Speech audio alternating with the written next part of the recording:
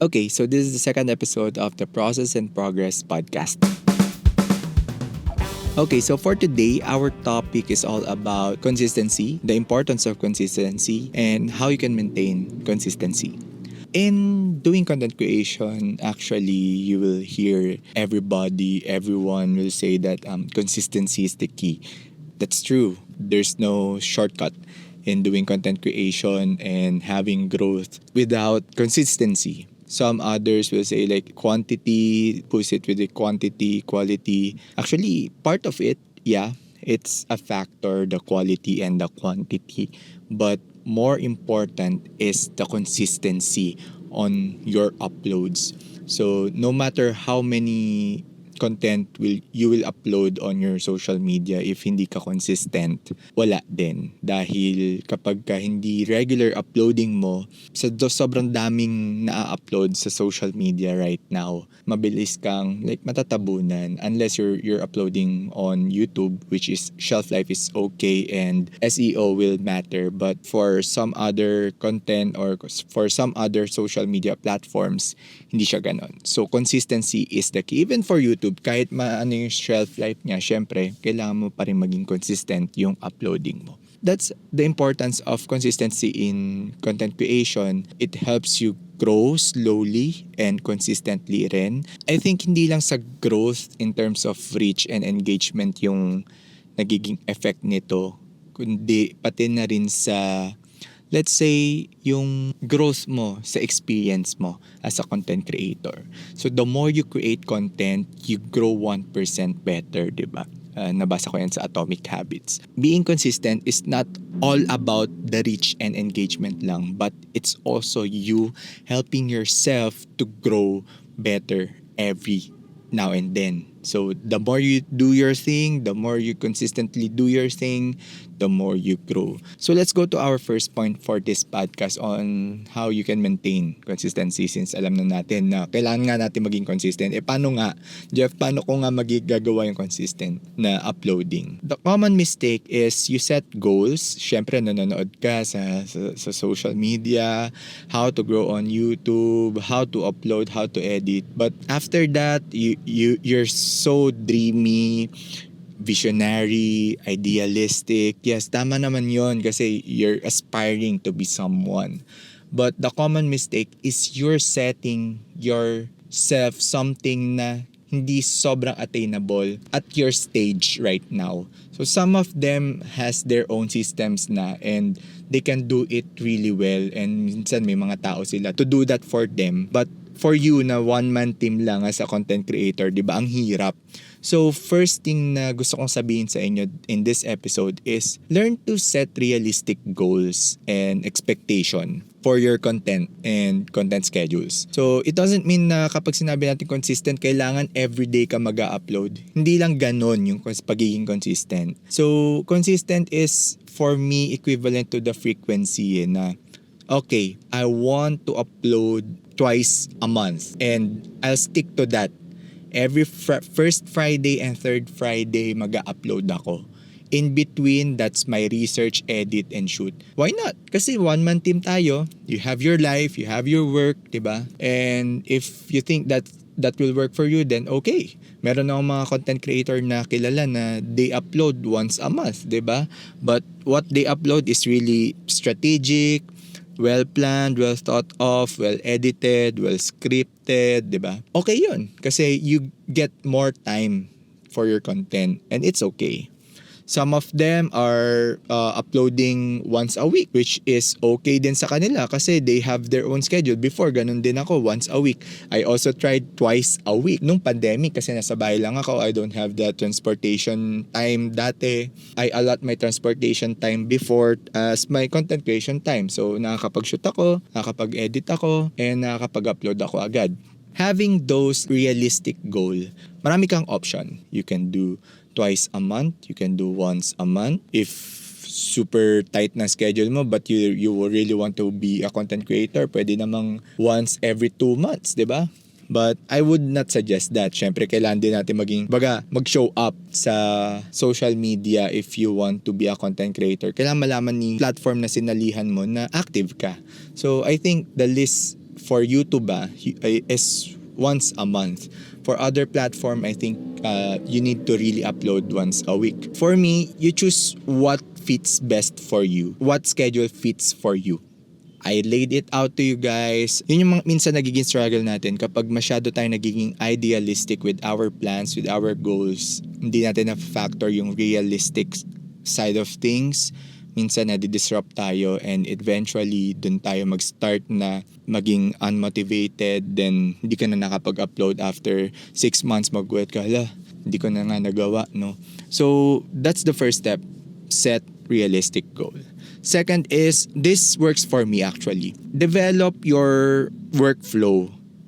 We have our own workflow, no? Every person, every content creator has their own workflow.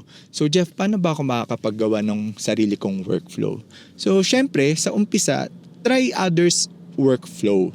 So watch YouTube, check workflow of other content creator, then try. It's a matter of test and try.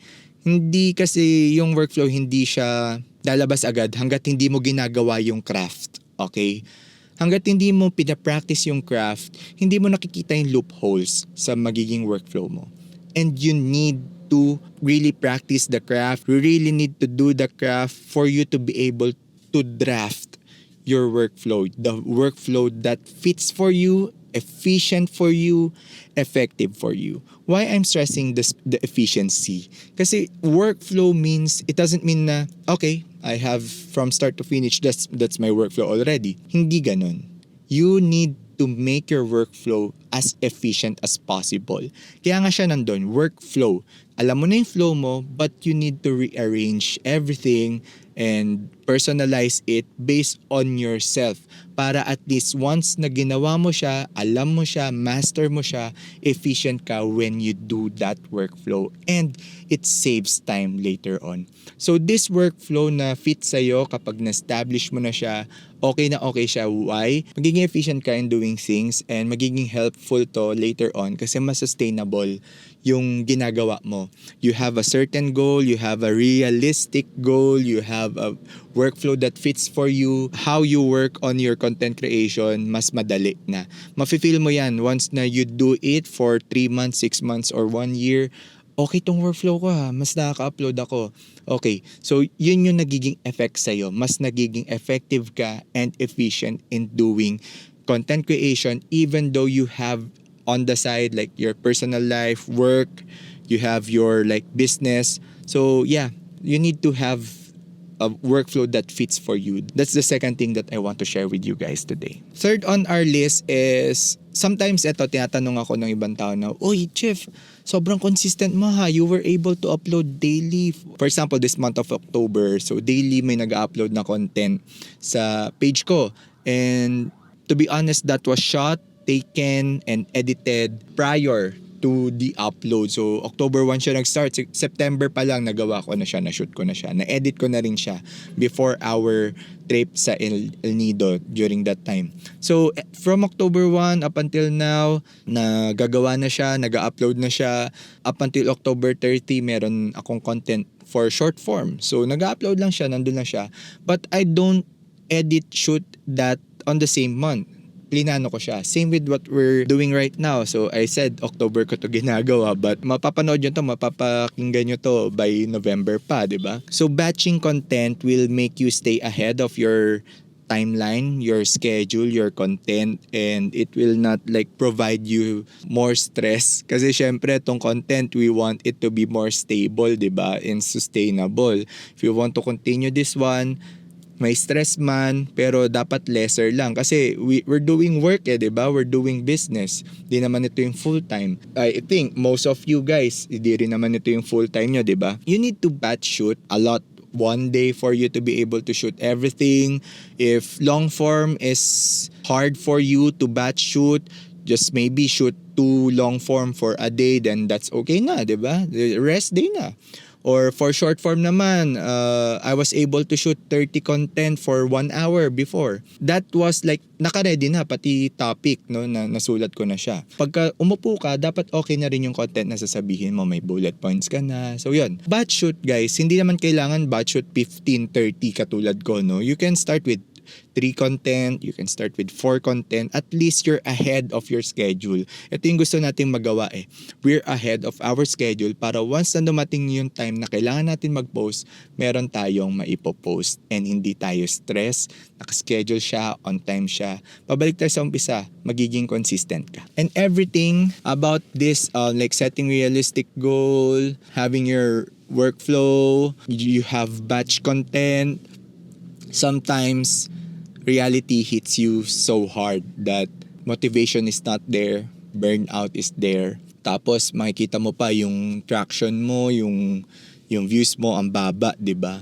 So how will you stay motivated on this kind of time, no? I think for me, nakatulong yung surrounding myself with authentic and genuine people.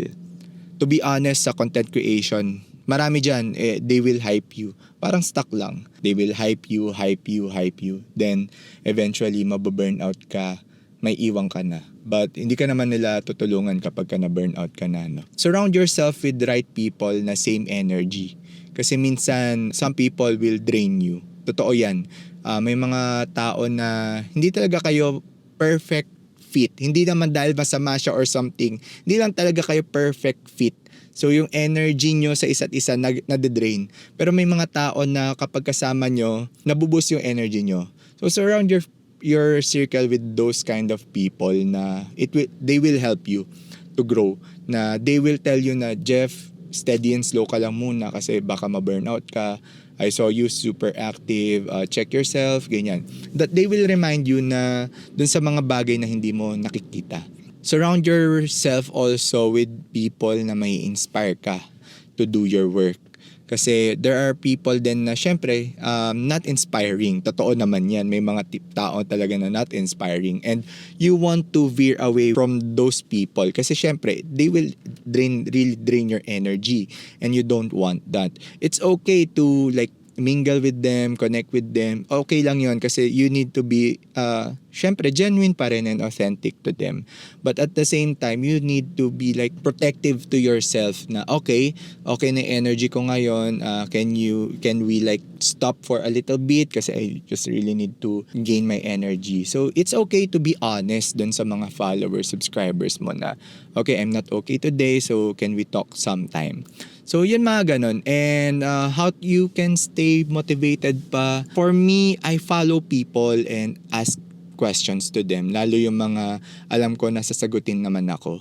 So with that, or sumasama ako, kahit walang monetary exchange dun sa mangyayari, sasama lang ako just to check things. I'll be upfront to them that I will not copy or steal anything from them. I just want to be motivated with the environment that they're in. Pupunta akong co-working space, pupunta akong cafe. So that's how I do things para maging motivated ulit. And also I watch YouTube, Netflix. I'll do Netflix and eat out with my wife. So I do everything outside content creation. Kung mapapansin nyo, I'm not doing other content kapag nasa verge ako ng being unmotivated kasi it will not be really effective. Lalo na ako mababurn out. So I just need to have that fuel para mag-continue. So yun yung ginagawa ko. So last on our list for this episode ay yung having automated processes sa content creation mo. With the verge of AI right now, I'm not saying that you'll use AI for your like content, like 100% content, but integrate AI for those things na pwede namang i-automate, like for example, scheduling, ano pa ba? Yung audio, if you have like, for me, itong audio ko ngayon, it was being like enhanced by AI. So yung equalization, less hassle na yan. Meron mga AI na it will cut your dead airs, your arms. So utilize those AI para lang din malesen yung work mo, no? And for example, simple tasks like the AI will collect topics for you, di ba? Then you will shortlist those topics, then start from there. So those simple tasks that AI can do or some systems can do that will make your life easier as a content creator. Utilize that, maximize that. Why I'm saying this? Because those simple tasks na pwede nilang i-automate, those are the time na ma-free up yung time mo, and those are the time na at least makakakuha ka ng rest. Because being a content creator, may grind yan, syempre. We understand we need to grind, we need to like hustle, we need to upload. But we sometimes overlook rest, and creativity needs some rest. Don't overlook the most important thing, which is rest. So you can automate some of the things that you need to do for you to be able to have more time for you to rest, for you to stay motivated, and for you to be refreshed, for you to have more time for your family, for you to have more time to speak to other people and stay motivated and inspired. Don't lock yourself to the idea of, hindi, content creator ako, this is my thing, this is my world, ito lang gagawin ko. Because at the end of the day, we're still human. We still have life beyond content creation, and you need to be like anchored and grounded pa rin sa ganong aspeto.